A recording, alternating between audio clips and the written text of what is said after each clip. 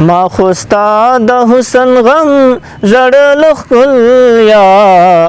ما خوستا د حسن غم ژړل ښکلیا ما خوستا د حسن غم ژړل ښکلیا ما خوستا د حسن غم ژړل ښکلیا دا خوز دا عاشقی په عمر تیر شوم مونږ د یو بل یو خو ابهام ضرور په منځ کې ساتو مونږ د یو بل یو خو ابهام ضرور په منځ کې ساتو یوه پرده د احترام ضرور په منځ کې ساتو د ژوندانه په کشالو چې کړو بخسونه مدام د ژوندانه په کشالو چې کړو بخسونه مدام بیا خو جانان او یا بجام ضرور په منځ کې ساتو او که د فکرونو دایره څومره هم وغځو که د فکرونو دایره څومره هم وغځو خو خپل ځپلی غوندې کام ضرور په منځ کې ساتو کم نه کم نوی محبت لا خلار بنده لرو کم نه کم نوی محبت لا خلار بنده لرو یو مستقل دعا سلام ضرور په منځ کې ساتو لکه آغ نیخ په نیغه ورسو اسمان ته مگر لکه آغ نیخ په نیغه ورسو اسمان ته مگر چې رازو ځمکې ته ستا بام ضرور په منځ کې ساتو او ما او رقیب کاروغه کړې ده خو بیا هم اشنا ما او رقیب کاروغه کړې ده خو بیا هم اشنا یوه فاصله د تا په نام ضرور په منځ کې ساتو او د ژوند اساس یعنی احساس د لاس نه نو باسو د ژوند اساس یعنی احساس د لاس نه نو باسو د خدای له لوري دا انعام ضرور په منځ کې ساتو ګرانو مینوالو ستړي ماشي احترامات نیکې هیلې مې ومنئ په دغه امید چې روغ جوړ او خوشحال به وئ اریان د وړې هم خپرونه د هنداره لکه څنګه چې تاسو ته پته ده چې موږ د تل په څیر دا هڅه کړې ده چې د هندارې په سکرین تاسو ته داسې د کار او د معیار ادیبان لیکوالان شاعران در وپېژنو نو نن په دغه لړ کې راغلی یو بنوګل ته چېرته چې پروفیسر جاوید احساس صاحب ژوند کوي نو نن به د جاوید احساس صاحب سره د ژوند په هکله او د شاعرۍ په هکله د سره خبرې اترې کوو نو په ټولو ناول زه په خپل پروګرام هنداره کې جاوید احساس صاحب تاسو ته مینه هرکلی ستړي ماشي یا ستړی ماشي جزاک الله ډېره مننه امیر توسې هریان داور صاحب او تو سره چې کوم نه ټیم د ملګري مې دي ټولې ډېره مننه کوي چې توسې دومره په ګرم موسم شي او په نیولي وخت شي رو وروسته او میشته مې توسې د درناوي کولې د ځای در بخښلې میشته مو کار وکړه چې میشته سره یو دوه ټکي وکړي او توسې خدمت وکړي مننه جاوید احساس صاحب دا مهال مو ژوند څنګه روان دی الحمدلله الله تعالی کرم ده مو مختصر تعارف دغه ده چې جاوید احساس د درې دړیزې علاقې سره تعلق لري نن سبا اکرم خان دورانی کالج باندې شه د کوم د بچي تهذیبي او چې کوم فکری پرورش ته هغه کوم د شعر ادب سره مې د ډېر مخشنه تعلق ته د مختلفې د پنځه ژبې سره مې تعلق ته پښتو اردو انګلیش فارسی عربي او د سره سره چې نه کوم علوم دي فلسفیانه علوم دي که سیاسي علوم دي هغه سره مو د مطالعه تر حد او د تجزیه تر حد تعلق ته ټول چې کوم ادبي سینیر دی د پر احترام لري چې ټول کوم ادبي کشرون دي هغه د پر مینه لري مننه جاوید احساس صاحب که زموږ مینوالو سره مو دا زیاته کړه چې هغه کوم وخت و چې تاسو دا محسوسه کړه چې په جاوید کې دننه یو احساس ژوند کوي یعنی د شاعرۍ باقاعده آغاز مو کله نه کړی دی جی بالکل ډېر بنیادی سوال ده مته ډېر چې دا زه اوم کلاس شوم ټولګي شمو سبق وي چې د دوران شمو داسې شاعري کوله شاعري مې سٹارټ کړې وه په دې نه مخکې زه په دوام شوم چې په دوام شې موته د رحمان بابا کتاب ملاو شو د رحمان بابا کتاب مطالعه مو داسې کوله یا و سیوه سې غزل مې دغه سې ترانه مو نه ویل بیا خو دا خبره بل دوامه وجه دا وه چې چونکې مو اوز وړي کولې نه خوښ ترنم خصوصیات مباغض شو نو استادانو ما مونږ کله کله د پښتې نظمینا لکه سایکل وفادارا سینرا نظمینا بابوزي دي بابوزي کګورونه دی الوزي دا مونږ په سکول شي په کلاس په ترنم سره ویل نو دا ترنم یو بنیادو او سره د رحمان بابا چې مشاعري واغه دین علاوه مو دینی سبق وی پاش مو خلاصا ویلا منیا ویلا نو مو باقاعده د دغه خلاصې د مونږه هغه حاشیه کتله نو پاش کله کله د پښتې شرینا وی نو دغه نه مو دا شوق دا وده من دوله بیا نه پس مو تمشه نمشه فارسی ګلستان او بوستان ویل نو د فارسی شاعري د شخصبي صاحب شاعري دو نو دا د درې سلر خبره جمع کېدلې او عام تر مونږه مطالعه مکوله لکه یو د کیسټ داورو د دمسازي کیسټ خلک راغولې د قسمت خان کیسټ راغولې دمسازي د ټوله مروتی نمائندګي کوله قسمت خان وی میر د بانی خلک نمائندګي کوله داسې وسره یو طرف ته شاباس خان او هغه د سندرې ویلې د سینرا وا خپل مواد موار ود ټیم په ټیم نو دا هغه د کیسټ شاعري او عوامي ژر ودله وسره مو چې کوم تعلیمي لاین وو یعنی هغه د دوام شه دریم شو یو ټیم شه ترنم ویل وسره د فارسی د ګلستان او بوستان مطالعه داسې بیا چې کله مې نوم ته راغلی بیا خو ورته غزل شل دا ټول څلور پنځه خبرې سره ګډې شلې مطابق دا احساس کېدو چې موشي یو شاعر موجود ده نو باقاعده شاعري بیا د اومنا شریک کړه نو نمرسا شاعري اوچله دی ولا سمرسا نو تاسو ته پته چې اسمه تازه هفته لاس ورځې مخشه د نن غزل یا باقاعده پوسټ کړ دا تقریبا د 92 خبره وا 91 خبره وا نو هغه غزل داسې و چې مګری ډېر خوښ کړ یعنی ما دا پته نه لګی دا غزل د نن غزل ده صحیح بس داسې خصوصیات وي داسې یو ذهن چې مې داسې فطرت دغه ودیات کړو چې شاعري طرف ته مور جهان داسې غله جوړېدو بیا پخېده مننه احساس صاحب تر دې دمه مو څومره چاپ شوي اثار لرئ کتابونه مو چاپ شته او که نشته چې سره د کتابې تعلق ته نو مو یو کتاب چاپ شوی ده سرچینه اشعري مجموعه ده دا په 2010 کې چاپ شوی ده خو بیا د ملګري مینه وه د مینهوالې درناوی و چې موږ کتاب ته ډېره زیاته قبولیت وربخښل پذیرایي وربخښله نو هغه کتاب بیا مجموعه تقریبا 15 ځله چاپ شوې ده اس بیا ملګري دا سره چې بیا د چاپ شي ختم شوی ده د نه علاوه مو مختلف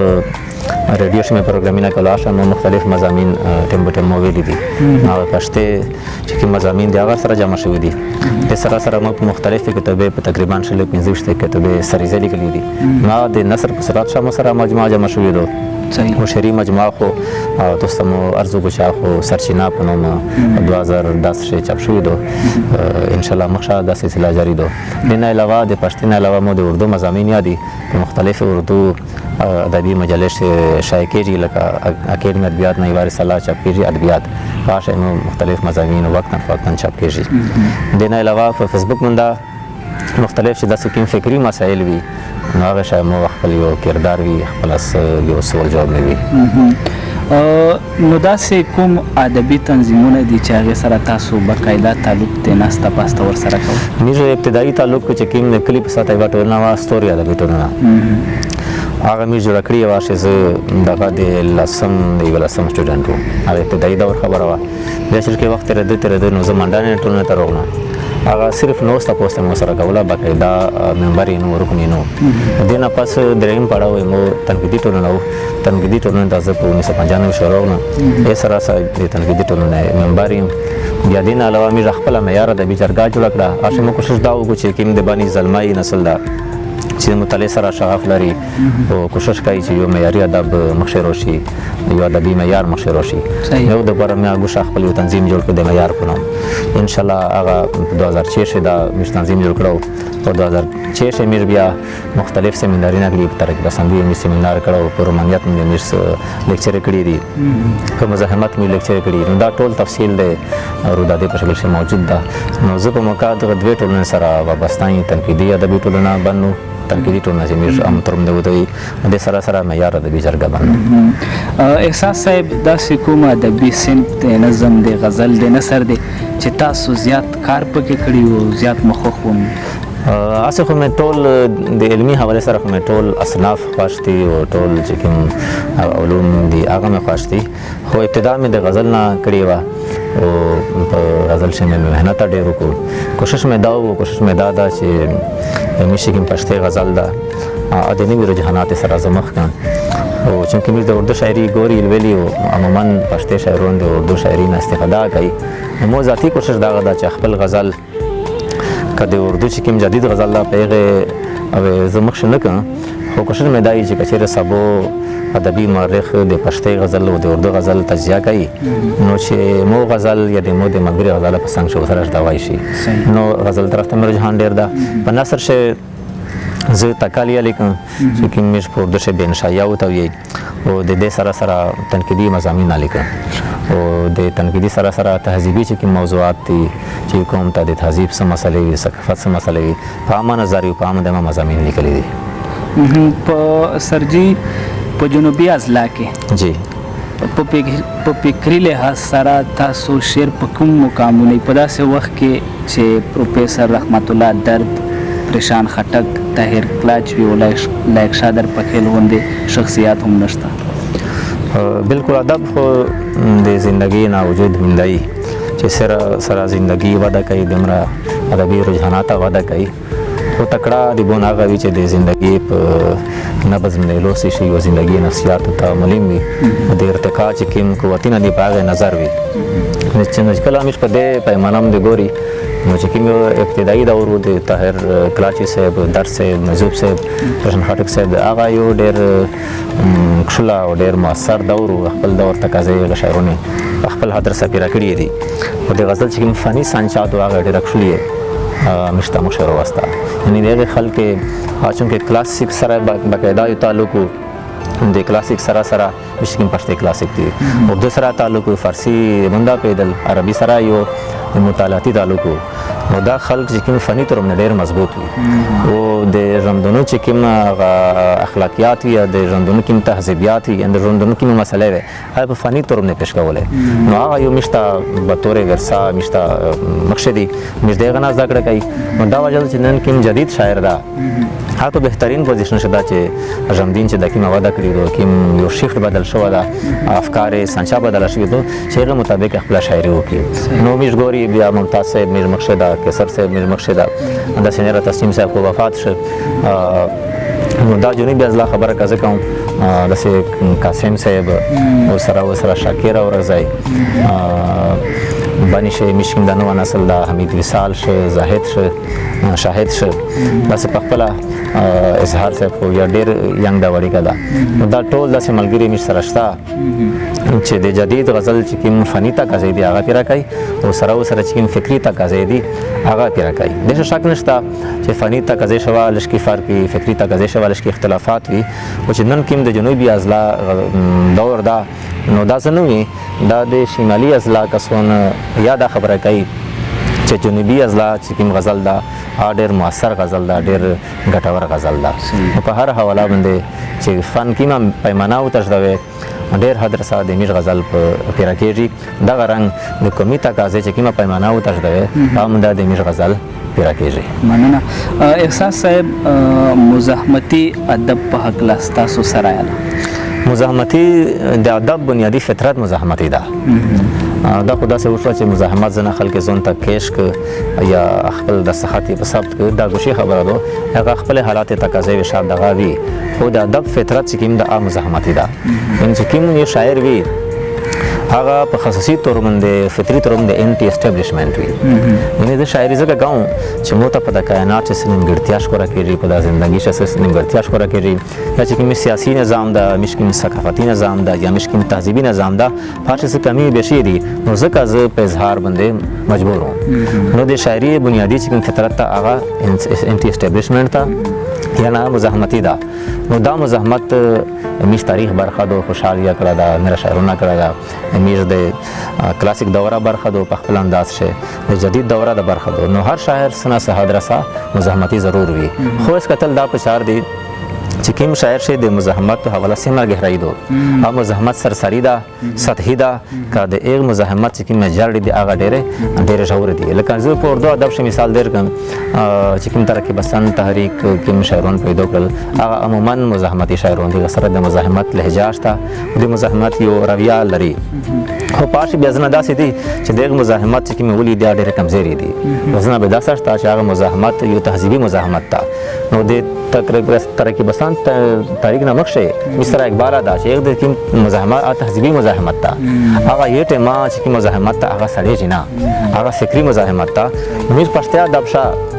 دته کتل بچار دي چې زنه شاعرونه سره فکری مزاحمت تا هغه ډیر ژور ده یعنی هغه داسې دا چې هغه فن تا کزیا خیال ساتل شو دا بشه او سره چې کوم د قوم د 50 کلونه بعد کومي کوم جمدین ارتلین کدا یا کوم نسل ارتلین کدا هغه تک ازیا په نظر ساتل شوی دي یعنی هغه مزاحمت د صرف د ناره سره محدود نه ده نظریه شته بشه او ناره بشه واضح نه دو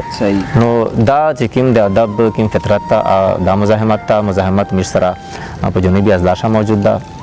جنوبي ازلانه علاوه چې کوم سره شمالي ازلا شاعرون دي زینمینه په مکانو خونه هغه سره په سنه صورت شه موجود ده خو ځنه مزاحمت بیا ډېر داسې چې تراشل اوي سره صفا ستره سپیشل اوي ځنه مزاحمت ډېر داسې چې هغه ډېر په جوات ټکی شوی نو چې کوم جوات ټکی شوی هغه عام خلک ته پیل ډېر کوي چې دا مزاحمتي شاعر ده او چې کوم هغه جوار شاعر وي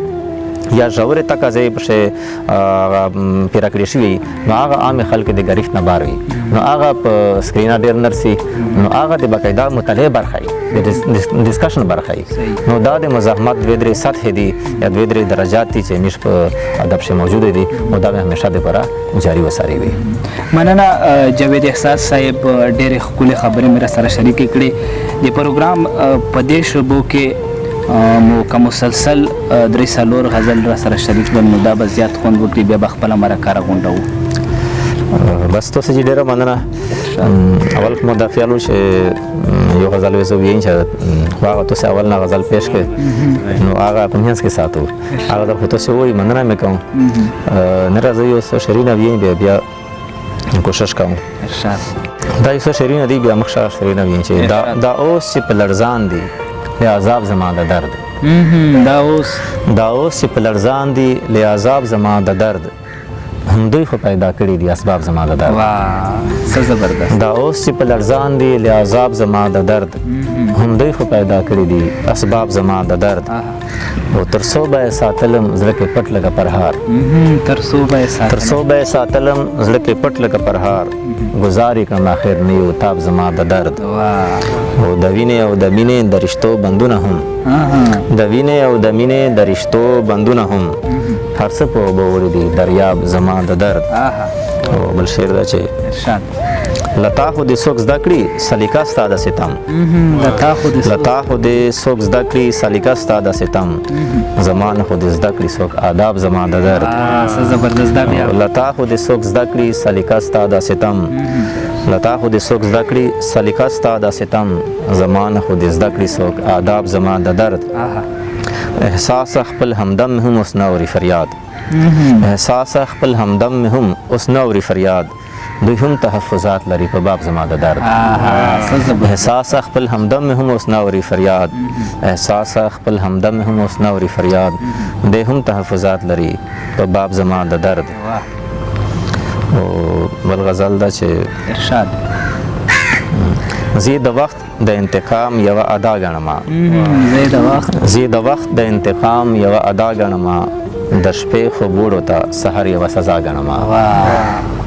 زی د وخت د انتقام یو ادا غنما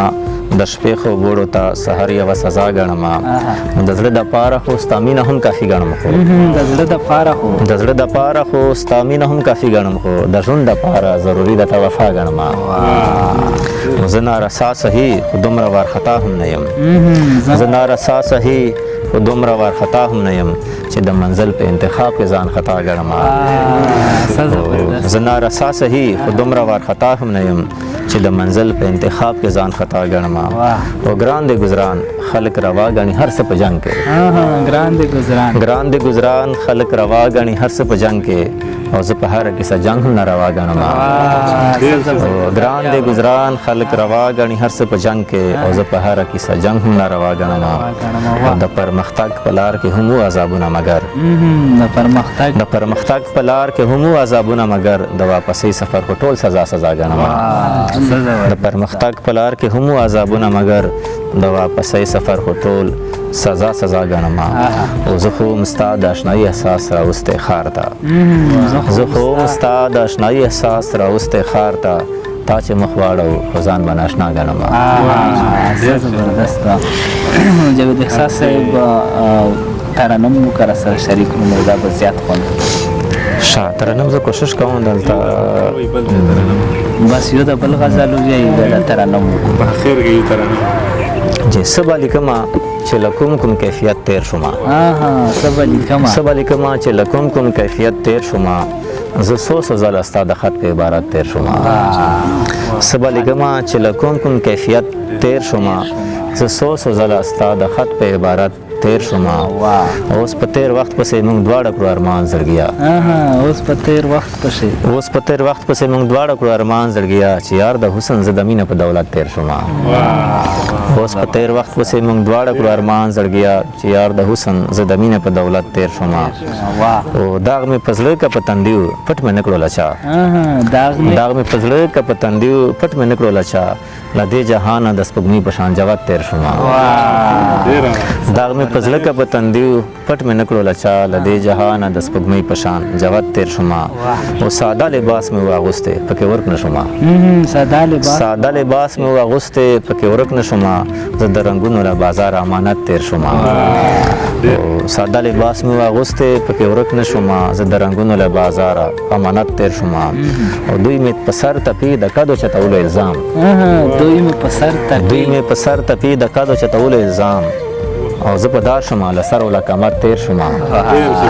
دوی مې په سر تپي د کدو چتولو الزام او زه په دار شومه له سر او له کمر تیر شومه احساس په دې جرم په دار کړی چې مړ نه شم ولی احساس په دې جرم په دار کړی چې مړ نه شم ولی څنګه ژوندی زه د الزام له اذیت تیر شومه زبردست جاوید احساس صاحب ترنم در ناروم بس کوشش کوم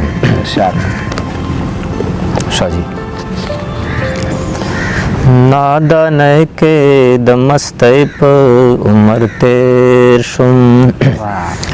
نادانه کې د مستۍ په عمر تیر شم لکه خوب کې د خوښۍ په عمر تیر شم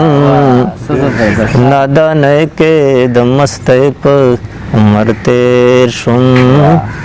نادانه کې د مستۍ په عمر تیر شم زه د خپل خاندان په خاخ پورې تړلی زه د خپل خاندان په شاخ پورې تړلی زه د خپل خاندان په شاخ پورې تړلی زه د خپل خاندان په شاخ پورې تړلی لکه ګل د آزادۍ په عمر تیر شوم لکه ګل د آزادۍ په عمر تیر شوم لکه خوب کې د خوښۍ په عمر تیر شوم نادانۍ کې د مستۍ په عمر تیر شوم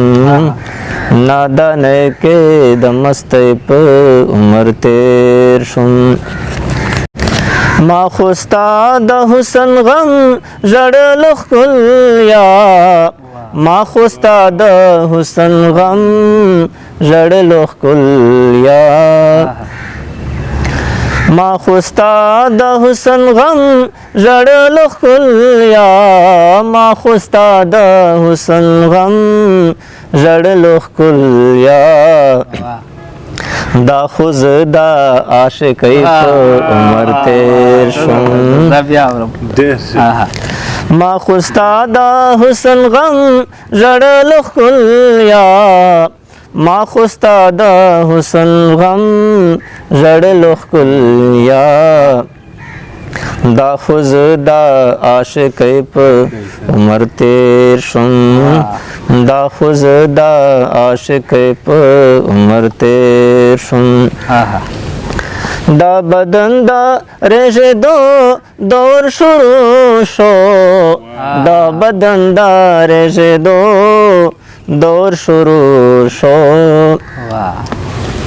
دا بدن دا رژیدو دور شروع شو دا بدن دا رژیدو دور شروع شو رب خیر کړي د ځوانۍ په عمر تیر شم رب خیر کړي د ځوانۍ په عمر تیر شم لکه خوب کې دا خوشې په عمر تیر شم نادانۍ کې د مستۍ په عمر تیر شم نادانۍ کې د مستۍ په عمر تیر شم مور می بیا هم په دعا کې ترمیم نه کړې مور می بیا هم په دعا کې ترمیم نه کړې که هر سودا نو کرۍ په عمر تیر شم که هر سودا نو کرۍ په عمر تیر شم لکه خوب کې دا خوشې په عمر تیر شم نادانۍ کې د مستۍ په عمر تیر شم مقتارس کوم ارشاد دا احساس نے مول بدل با چرته غواړې دا احساس نے مول بدل بچرته غواړې دا احساس نے مول بدل با چرته غواړې دا احساس نے مول بدل بچرته غواړې هسې فرض کړه زندګۍ په عمر تیر شم هسې فرض کړه زندګۍ په عمر تیر شم د احساس نه مول بدل با چرته غواړې د احساس نه مول بدل بچرته غواړې هسې فرض کړه زندګۍ په عمر تیر شم هسې فرض کا زندګۍ په عمر تیر شم لکه خوب کې دا خوشې په عمر تیر شم نادانۍ کې د مستۍ په عمر تیر شم نادانۍ کې د مستۍ په عمر تیر شم ډیره مننه جاوید احساس صاحب زړه مې نه کېږي چې د ستاسو د خوانه چک شم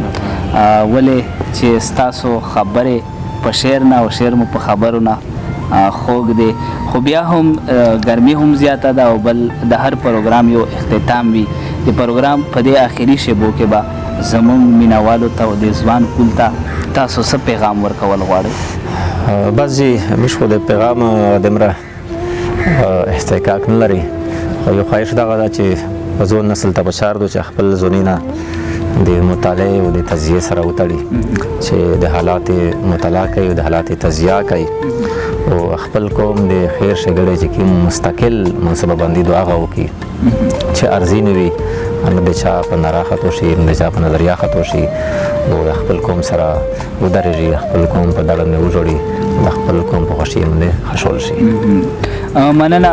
جاوید احساس صاحب چې خپل قیمتي وخت مونږ ته وایستلو په پروګرام هنداره کې مو راسره نستې وکړو ډېره مننه ډېره شکریه الله پاک مې عزت منصوته مننه ګرانو مینوالو دا و جاوید احساس صاحب چې د سره مو د ژوند په هکله د شاعرۍ په هکله خبرې اترې وکړه او ستاسو دپاره مې شاعري هم ترېنه ریکارډ کړه